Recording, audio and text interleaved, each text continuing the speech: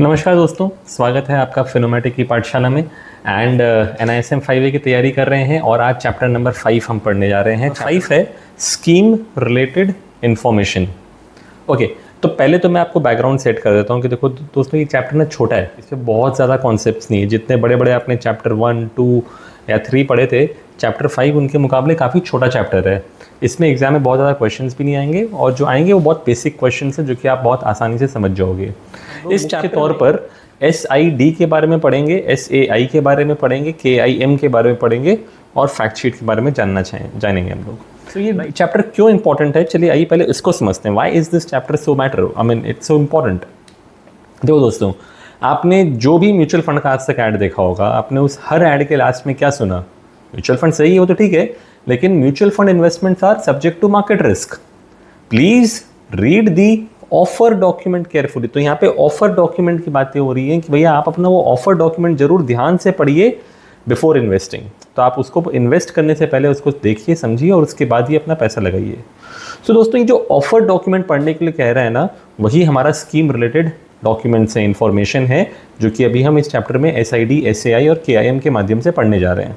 तो ये याद रखिएगा कि म्यूचुअल फंड कोई एक प्रोडक्ट ही नहीं है, ये एक प्रॉमिस है। बट ये जो प्रॉमिस है ना, this is governed bye documents, disclosures and due diligence, और ये सब कुछ आपको पढ़ने को मिलता है इन SID, SAI के अंदर में। देखो, आज प्रॉपर डॉक्यूमेंटेशन होगी तो इन्वेस्टर का कॉन्फिडेंस, इन्वेस्टर को सही रास्ता समझ में आएगा कि उसको अपने रिक्वायरमेंट के अनुसार कौन सा स्कीम में इन्वेस्टमेंट करना चाहिए। अगर डिस्क्लोजर्स प्रॉपर होंगे तभी तो मिस सेलिंग नहीं होगी। तो आज हो सकता है कि कोई डिस्ट्रीब्यूटर बोल दे कि सर ये है और इसमें जो गारंटी रिटर्न मिलेगा, लेकिन जब आप ये ऑफर डॉक्यूमेंट पढ़ोगे तब समझ में आएगा कि भाई यहाँ तो कोई चीज़ ऐसी होती नहीं है, राइट। म्यूचुअल फंड इंडस्ट्री पे लोगों का कॉन्फिडेंस तभी आएगा जब ये ऑफर डॉक्यूमेंट्स की सैंक्टिटी होगी, राइट। एंड डिस्ट्रीब्यूटर्स भी तरीके से तभी काम कर पाएंगे जब चीज़ें ट्रांसपेरेंट होंगी, राइट। तो दोस्तों, इस चैप्टर में जो हम लोग 3 मेन डॉक्यूमेंट्स पढ़ने जा रहे हैं वो क्या हैं और उसमें मुख्य तौर पे क्या बातें होती हैं। तो हम लोग डिटेल में एक एक करके सब में घुसेंगे, बट पहले समरी कर दूं अगर, तो एक होता है SID और इसका फुल फॉर्म होता है स्कीम इंफॉर्मेशन डॉक्यूमेंट। दूसरा डॉक्यूमेंट होता है SAI, जिसको हम कहते हैं स्टेटमेंट ऑफ एडिशनल इंफॉर्मेशन, और KIM होता है की इंफॉर्मेशन मेमोरेंडम। अब बेसिकली क्या है ये चीज़ें? अगर मैं SID की बात करूं तो that is the core document of each and every scheme. मतलब कि आज अगर मुझे पैसे लगाने हैं फलाने स्कीम के अंदर में, तो मैं किन बातों को जानना चाहूँगा, समझना चाहूँगा before I take the investment decision, that is covered in SID। So it is the most important document जहाँ पर आपको एक पर्टिकुलर स्कीम के अंदर में कितनी बातें हैं जानने लायक, जिसको जानने के बाद ही मैं पैसा लगाऊं, वो सब कुछ SID में लिखा होता है। SAI जैसा कि नाम में लिखा है एडिशनल इन्फॉर्मेशन, तो क्या कह रहे हैं कि सर ऐसी भी कुछ बातें हैं जो आपको बता देते हैं, लेकिन ऐसा नहीं है कि इनको जानने बगैर आप इन्वेस्टमेंट नहीं कर सकते हो, राइट। तो जनरली आप देखोगे तो इसके अंदर में एसेट मैनेजमेंट कंपनी की डिटेल्स, कौन स्पॉन्सर है, कौन RTA है, कौन कस्टोडियन है, ये सारी इन्फॉर्मेशन बताई गई होती हैं। अब आप बताओ, मतलब लेट्स से अगर मैं कहूँ कि यार फलाने स्कीम का RTA कैम्प्स नहीं, K-Fintech है, तो इससे क्या आपका इन्वेस्टमेंट डिसीजन चेंज हो जाएगा? जी नहीं दोस्तों। तो इसलिए हमने कहा कि ये एडिशनल चीज़ें हैं जो कि लोगों को जाननी चाहिए अगर इनको जानना है तो, but it is not that critical, right. So ये SAI जो होते हैं ना, इट्स अ कॉमन डॉक्यूमेंट। मतलब अगर एक let's say SBI mutual fund के पास में लेट्स से 50 स्कीमें हैं, तो आपको 50 स्कीमों में 50 SID ज़रूर देखने को मिलेगा, लेकिन उन 50 स्कीमों का एक कॉमन आपको SAI देखने को मिलेगा। और फिर लास्ट में आता है हमारा KIM, विच इज़ की इंफॉर्मेशन मेमोरेंडम, और नाम से ही बताया जा रहा है कि सर ये ना condensed version of the above 2 documents है। अभी देखो, अब सोच के देखो दोस्तों, होता क्या है कि SID is typically like a 250 pager document, SAI is another 200 pages document. अब दोस्तों, अभी मेरा इन्वेस्टर बोलता है कि बॉस मुझे 500 रुपये की SIP करनी है और उसके लिए मैं 250 पन्ने प्लस 200 पन्ने पढ़ूँ, क्या ये प्रैक्टिकल है? जी नहीं दोस्तों, ऐसा प्रैक्टिकल नहीं है। तो फिर छापते क्यों है?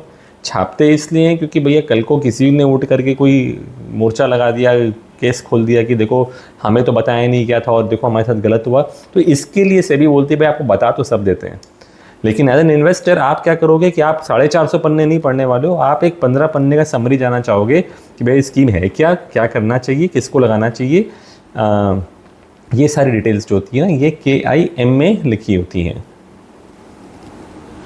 दोस्तों अब आइए अब इस चैप्टर के अंदर घुसते हैं और इन तीनों डॉक्यूमेंट्स को थोड़ा डिटेल में अध्ययन करते हैं कि ये डॉक्यूमेंट्स में है क्या। तो SID, जिसमें मैंने आपको कहा स्कीम इन्फॉर्मेशन डॉक्यूमेंट है, ये एक मैंडेटरी है, लीगल डॉक्यूमेंट है जहाँ पे स्कीम के स्ट्रक्चर, ऑपरेशन और रिस्क वगैरह के बारे में डिटेल में बात की जाती है।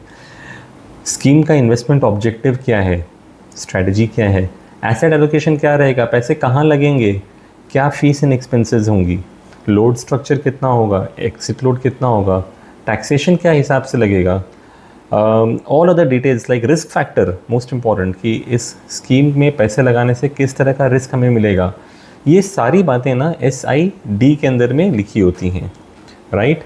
ये याद रखिएगा दोस्तों कि there are certain things, certain terms which we call as the fundamental attributes of a scheme and that ideally does not change. For example, अभी मैं कहता हूँ कि यार फलाने स्कीम में पैसा लगा लो और ये ओपन एंडेड स्कीम है, मतलब आप पैसा डालोगे, आप जब चाहो पैसा निकाल सकते हो, ठीक है। लोगों ने मेरी बात सुनी, समझी और उन्होंने पैसा लगा दिया। अब पैसा उठाने के बाद में अगर मैं कल को बोल दूँ कि भाई तुम्हारा पैसा 5 साल लॉक में चला गया, क्या ऐसा करना उचित है, क्या ऐसा करना संभव है, क्या ऐसा करना चाहिए? बिल्कुल नहीं, राइट। सो बोलने का मेरा मकसद ये है कि सर्टन थिंग्स लाइक आपका पैसा इक्विटी में ही लगेगा या लेट्स से आपका पैसा ओपन एंडेड है, कभी भी निकाल सकते हो, this is the basic structure of a fund, it can not change, right. So ये जो मेन स्ट्रक्चर होता है इसको हम कहते हैं fundamental attribute. This is like the core characteristics of a mutual fund scheme. Generally आप देखोगे कि द टाइप ऑफ स्कीम, कि ये इक्विटी है कि डेट है कि हाइब्रिड है, that is a fundamental attribute. Investment objective, asset allocation की वह ऑब्जेक्टिव है कि हम आपको वेल्थ क्रिएशन करके देंगे या टैक्स सेविंग करके देंगे। एसेट एलोकेशन है कि लेट से हम आपका पैसा लार्ज कैप में लगाएंगे। टर्म्स ऑफ इशू कि भाई आपका ओपन एंडेड रखेंगे, क्लोज एंडेड रखेंगे, एग्जिट लोड्स रखेंगे, नहीं रखेंगे। All these things that I am saying are the basic धरातल of a scheme that does not really change, ठीक है। अब मेरा कहना ये है कि क्या कभी ज़रूरत आने पर ये फंडामेंटल एट्रीब्यूट को चेंज किया जा सकता है? एग्ज़ाम में इस पे क्वेश्चन आता है, इसको ध्यान से सुनिएगा। कहते हैं कि देखो अगर कोई ऐसा कारण हो जो कि इन्वेस्टर के फेवर में हो, राइट, तो ट्रस्टी का अप्रूवल लेकर के एसेट मैनेजमेंट कंपनी आपके फंडामेंटल एट्रीब्यूट को भी चेंज कर सकती है। अगर वो ऐसा करने जाएगी तो उसको सर्टेन चीज़ों का ध्यान रखना होगा। And what are those things? पहला उनका कहना है कि भाई रिटन इंटीमेशन आपको देना होगा यूनिट होल्डर्स को। मैं आपको प्रैक्टिकल एक्सपीरियंस से बोल सकता हूँ कि जब भी ऐसा कभी फंडामेंटल एट्रीब्यूट किसी स्कीम का चेंज होता है तब बाकायदा इन्वेस्टर्स के घर पे एक चिट्ठी जाती है, राइट। उनको बताना होता है कि भाई हम क्या चेंज कर रहे हैं, what is going to change from tomorrow in the scheme. आपको इसी बात का पब्लिक एडवर्टीजमेंट भी देना पड़ता है 2 न्यूज़पेपर में। One would be your English daily newspaper and the other would be a local newspaper जहाँ पर म्यूचुअल फंड ऑफिस का हेड ऑफिस है। फिर बोलते हैं कि देखो प्रायर सेबी को आपको इंटीमेट करना होता है। Trustees must seek SEBI's comments before implementing any change, मतलब सेबी को बताओ, सेबी की राय लो, उसके बाद ही आप कुछ चेंज करोगे।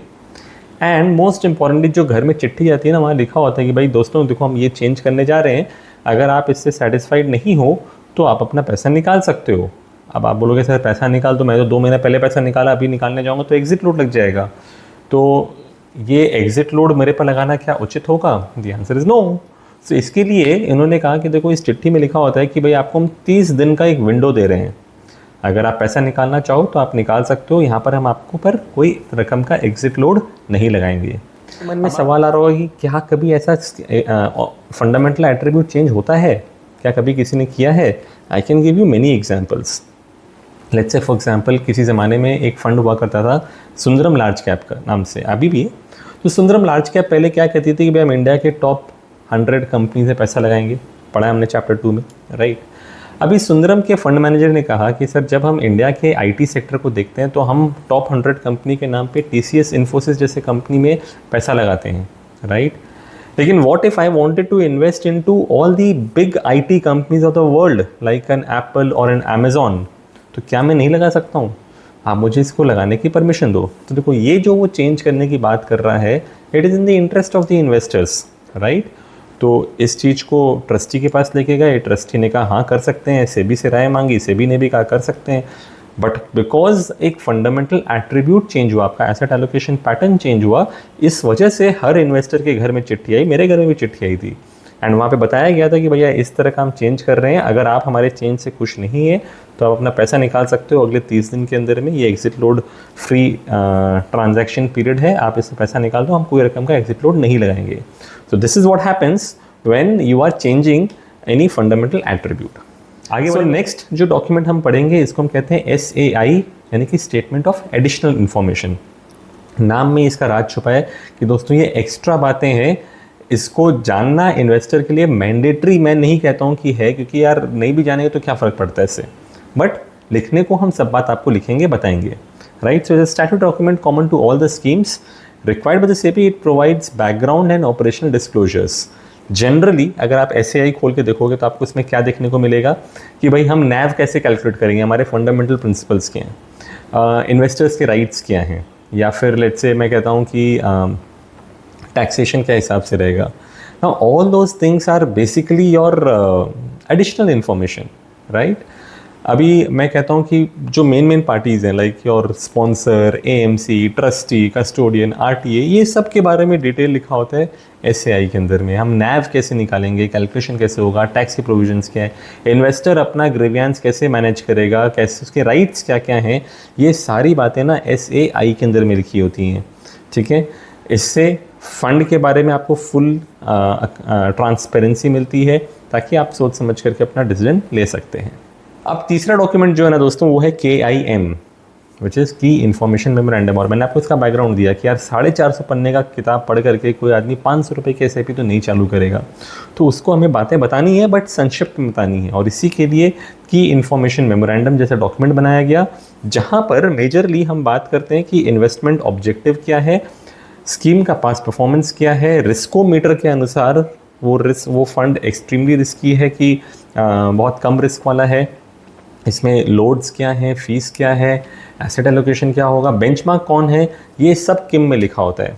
जनरली मैं आपको बताता हूँ प्रैक्टिकली, अगर जो लोग भी फिजिकल फॉर्म में काम करते हैं, अभी आप फंड हाउस के ऑफिस में जाओगे और कहोगे यार मुझे SBI ब्लू चिप फंड बेचनी है, तो तुम मुझे SBI ब्लू चिप फंड का फॉर्म दो, तो आप टिपिकली देखोगे कि वो आपको एक 15 पन्ने की किताब देगा और उसके अंत में आप देखेंगे कि कुछ परफोरेटेड फॉर्म्स लगे होते हैं, 3-4 सेट लगा होता है। तो जो पहला 15 पन्ना है ना, दैट इज़ बेसिकली योर किम, ठीक है। सो हर डिस्ट्रीब्यूटर को ये किम पाना, क्लाइंट को किम देना मैंडेटरी होता है। It must be provided with every application form, जैसा मैंने अभी आपको एग्जाम्पल के साथ समझाया। It helps ensure informed consent from the investors before they invest, ताकि इन्वेस्टर को क्लियर समझ में क्या कर रहे हैं। ये याद रखिए KIM must be updated at least once a year, ठीक है। एंड जब भी अगर कोई फंडामेंटल एट्रीब्यूट चेंज होता है तो किम को संग संग अपडेट करना ज़रूरी है। तो दोस्तों अभी आपने समझा कि SID, SAI और KIM क्या होता है। कुछ और अदर मैंडेटरी डिस्क्लोजर्स होते हैं, आइए उसके बारे में समझ लेते हैं। एक होता है कि आपको फंड हाउस को हर रोज़ अपना स्कीम का NAV बताना होता है, और ये NAV जो है ना रात के 11 बजे डिस्क्लोज करना होता है। सो ये डिस्क्लोजर जो है AMC अपनी वेबसाइट पे बताती है, और AMFI के वेबसाइट पे भी ये डेली बेसिस पे NAV अपलोड होता है, राइट। इसके अलावा डेली बेसिस पे फंड हाउस को अपना एक्सपेंस रेशियो TER यानी कि टोटल एक्सपेंस रेशियो बताना होता है। जब महीना ख़त्म होता है तो महीना ख़त्म होने के 3 दिन के अंदर, अगले 3 दिन के अंदर में फंड हाउस को अपने स्कीम में क्या, पोर्टफोलियो में क्या शेयर या डिबेंचर वगैरह लिए हैं, उनको वो डिस्क्लोज करना मैंडेटरी है। Financial statements like half yearly results, annual report वगैरह बताना मैंडेटरी है, राइट। फैक्ट शीट बोल के एक बहुत ही इंपॉर्टेंट डॉक्यूमेंट है दोस्तों। मैं कहता हूँ कि आज के दिन अगर प्रैक्टिकली आप किसी भी डिस्ट्रीब्यूटर से मिलो और उससे पूछो कि भाई तुमने कभी SID या SAI देखी है, तो बहुत ही रेयर कोई बंदा मिलेगा जो कहेगा कि हाँ मैंने इसको देखा है, पढ़ा है और मैं उसी हिसाब से काम करता हूँ। बहुत रेयर होता है। हाँ, लोग किम पढ़ते हैं, किम पढ़ना चाहिए भी, बट आजकल के फास्ट लाइफ के अंदर में लोग एक शॉर्ट समरी पढ़ना पसंद करते हैं, जो कि 1 पन्ने का डॉक्यूमेंट होता है, और इसको हम कहते हैं फैक्ट शीट, राइट। एक फैक्ट शीट एक ऐसा डॉक्यूमेंट है जो आपको एक स्कीम में इन्वेस्टमेंट करें कि नहीं करें उसका मोटा मोटी सब आइडिया दे देता है। क्या कि सर ये स्कीम कौन सा है, इसका NAV क्या चल रहा है, इसका एक्सपेंस रेशियो क्या है, ये कौन से कैटेगरी का है, इसमें एसेट एलोकेशन क्या है, पैसे किस स्टॉक्स में लगेंगे, मतलब लेट्स से टॉप 10 स्टॉक्स क्या होंगे या टॉप 10 सेक्टर्स क्या होंगे, ये बताया होता है। स्कीम ने क्या परफॉर्म करके दिया है पिछले 1 साल, 3 साल, 5 साल में वीज़ा वी द बेंचमार्क। सो ऐसे जितनी भी मेन इन्फॉर्मेशंस होती है ना, वो एक पन्ने में समराइज्ड फॉर्म में आपको देखने को मिलती है और इसको हम कहते हैं फैक्ट शीट।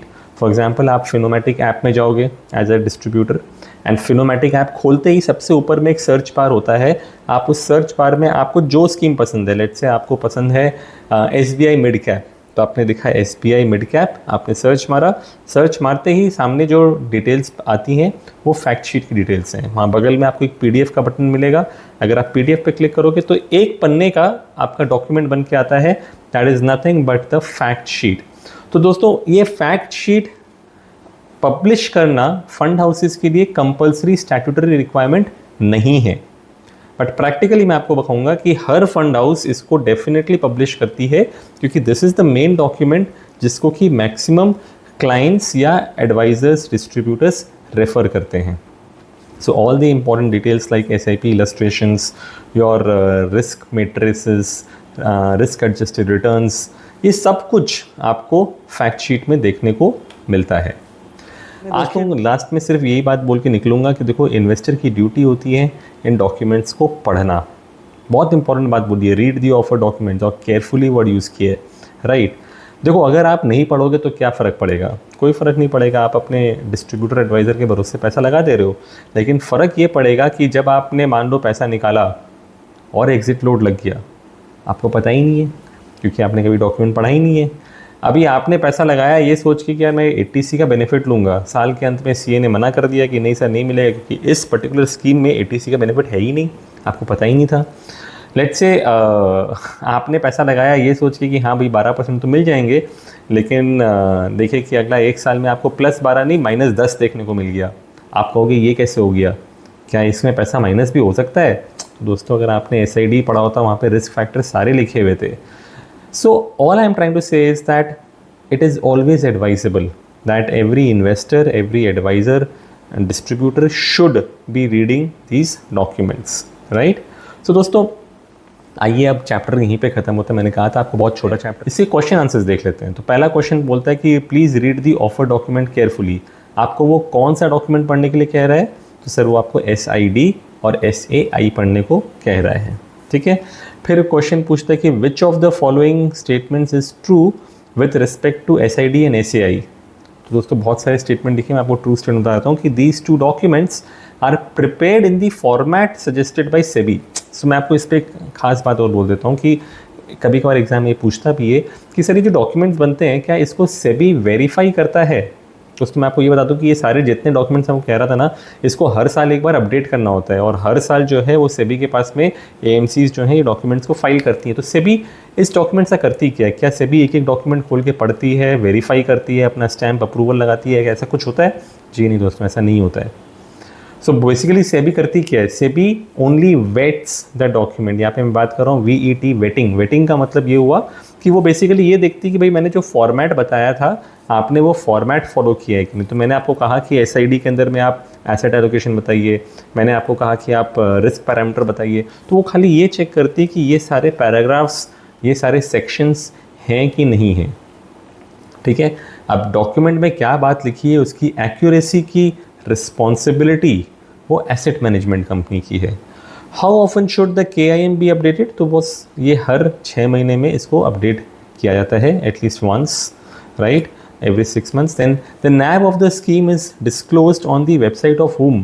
तो देखो, AMFI की वेबसाइट पे NAV पब्लिश होता है और AMC की वेबसाइट पे पब्लिश होता है, नॉट ऑन RBI's वेबसाइट।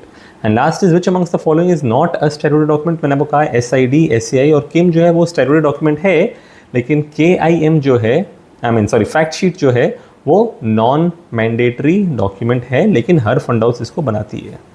तो दोस्तों, इसी के साथ हमने ऐसा चैप्टर फिनिश किया। आई होप आपको ज़्यादा स्ट्रेस नहीं आया इस चैप्टर को पढ़ने में। मैं कहूँगा कि इसी प्रकार आप हमारे सारे चैप्टर, सारे वीडियोस को देखते रहिए और आपको एग्जाम की तैयारी हो जाएगी। लेकिन दोस्तों, मैं एक और बात बोल के ख़त्म करता हूँ आज कि दोस्तों, एग्जाम तो पास कर लोगे, लाइसेंस तो मिल जाएगा काम करने का, बट उसके बाद क्लाइंट को अप्रोच कैसे करेंगे, क्लाइंट को प्रोडक्ट कौन सा देंगे, क्लाइंट के ऑब्जेक्शंस को हम कैसे रिजॉल्व करेंगे, इन सब चीज़ों के लिए आपको प्रैक्टिकल ट्रेनिंग्स की बहुत ज़रूरत है and we at Finomatic excel in doing that. आप हमारे इन्फोमैटिक बोल के यूट्यूब चैनल पे जाएंगे जहाँ पे आपको ये सारे वीडियोस मिलेंगे। You will find tons and tons of training material that is coming from the best of the industry leaders. तो आपको बहुत कुछ सीखने को मिलेगा। आप इन्फोमैटिक चैनल को ज़रूर से सब्सक्राइब करें एंड आप हमारे साथ टच बनाएं, तो हम आपको इंश्योर करेंगे कि एग्ज़ाम तो हम पार करा ही देंगे, बट एग्ज़ाम के बाद जब आप रियल एग्ज़ाम देने उतरोगे, जब आप एक्चुअल में जाओगे, तब आप एक अच्छे डिस्ट्रीब्यूटर की तरह, अच्छे सलाहकार की तरह आप सामने उभर के आओगे। So that's it from my side. Thank you so much and I look forward to seeing you again in the next video.